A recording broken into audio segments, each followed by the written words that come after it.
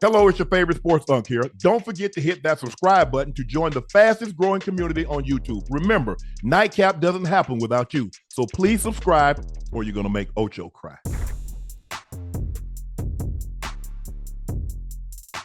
The big news of the weekend, Ocho, the 49ers have dealt Deebo Samuel to the Commanders in exchange for a fifth-round pick.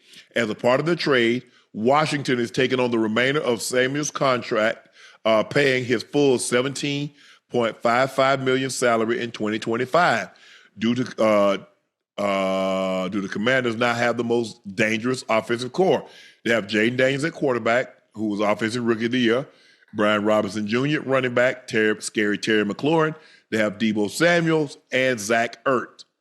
They also have a Dynamic Brown. Naomi Brown. Mm-hmm. Yeah. Listen, they've improved. They've improved tremendously. I mean, hell, they were in the NFC Championship. Huh? Yeah. They were in the NFC Championship last year. And then you bring a dynamic playmaker like Deebo Samuels over to your offense again. And what does it do for your quarterback? It takes pressure off your quarterback again, even more pressure. I don't have to do more. What do you mean? We got Deebo Samuels. You know how many things he can do? He's a little Swiss Army knife. He can play in the slot. He can go outside. You can put him in motion. You can put him in the backfield. You can do so much with him. You know, so it as long as the creativity is there. I'm not sure who the offensive coordinator is for the Cliff Kingsbury. Oh, it's Cliff? Oh, man. They straight.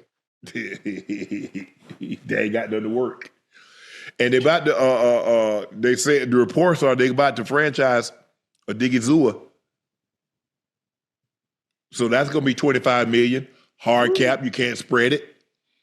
Dak is about to be what, $90 million against the cap? CD. He'll probably You haven't even signed Micah. Right. I think, but to give them a little breathing room, they'll restructure Dak. They give him a lump sum on the front end and the signing bonus. They'll freedom up, some of that cap, and that's their fault. They want to wait till the last minute to do that. They do. They did that. That's what they always do. That's why you wait till the last minute. Now you got to franchise a Digizua. Now, if you don't sign him, guess what? He gone. Yeah. But you mess your cap up. You gotta have some foresight in order to see, like, you know what? This guy's a player for. I know, go to him, sign him a little early. And then a year from now, you're like, damn, they got him for that? Yeah. But Howie, Ocho, Will Howard has had an off combine. He's one of the quarterbacks that opted to throw at the NFL scouting combine over the weekend. And his performance brought mixed reviews and was deemed inconsistent. He missed multiple passes, including a couple of deep balls down the field. Shador came to his defense. I don't understand why y'all hating on Will Howard. He just wasn't a natty. It's hard to throw to receivers that you don't know. Everyone runs routes differently. Mm-hmm. And y'all want QBs to come to the combine and throw. I mean, listen, we talk about quarterbacks that just coming off seasons, we could turn on the film. What are you judging in someone in shirts and shorts? It does nothing. Everybody looks great, all American in shirts and shorts. What do you do once you put the helmet and shoulder pads on and your cleats? How do you perform then? How did Will Howard perform then? Wasn't he throwing to Jeremiah Smith? Yep. Come on, man. What are we talking about? Oh, I want to make sure you look good. I want to make sure you pass the eye test in your shorts and you hit every receiver that you never thrown to before and complete every pass. Get out of here, please. Yeah, it's tough. I mean, sometimes you get nerves. Sometimes, man, I ain't used to run. Man, first of all, I'm used to having my ankles taped. I ain't have no ankles taped. Man, bad Ocho. I had never been on turf before in my life. Right. Like, it is what it is. Somebody gonna give me a chance. Yeah. That's it. I was like, I sure hope somebody that take me, they don't play on turf. You know who I thought was gonna take me, Ocho? The team that I had the most contact with, who I talked to the most? Who that? Cincinnati Bengals. Hey, what? You could have been over there with your boy, huh? I figured Cincinnati Seattle, because they had called, asked where I was going to be. Right. And Cincinnati, Seattle. Who else? I didn't hear from Denver. Maybe the Patriots, because their guy came several times and worked me out. Yeah.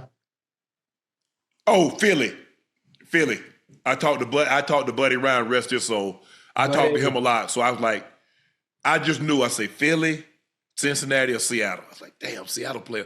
I say Cincinnati play on turf, Seattle play on turf, and Philly play on turf. Because the vet was terrible. Right. The vet was every year was voted worst field conditions. Yes. Seattle was on turf because they played back then, Ocho, they played in the King Dome. Yeah. I don't know if you remember the King Dome.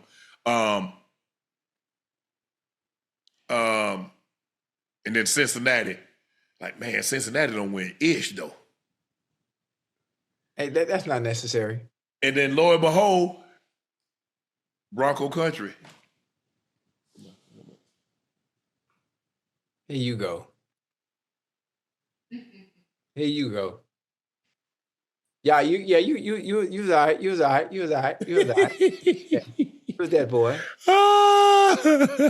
You was that boy. But hey, bro, don't worry about that. They know what you can do. Hey, when you have your pro day and you throw into your receivers at Ohio State, that's all that matters. Light them up. And again, even at the pro day, again, are they drafting you based on what you're doing at the combine? Yes, a little bit of it comes into play. But those where you have that much film, like a Will Howard, what are you talking about? Mm-hmm. You not throwing well at the combine is why your stock is going to drop. Huh? Anybody saying that is why certain scouts don't need to be in position to make calls for certain teams. Turn on the film, man. There's a lot of film on Will Howard and what he did at Ohio State. What are we talking about? Oh, he didn't throw well. We talk about shorts and shirt. I get it. Stop playing, man.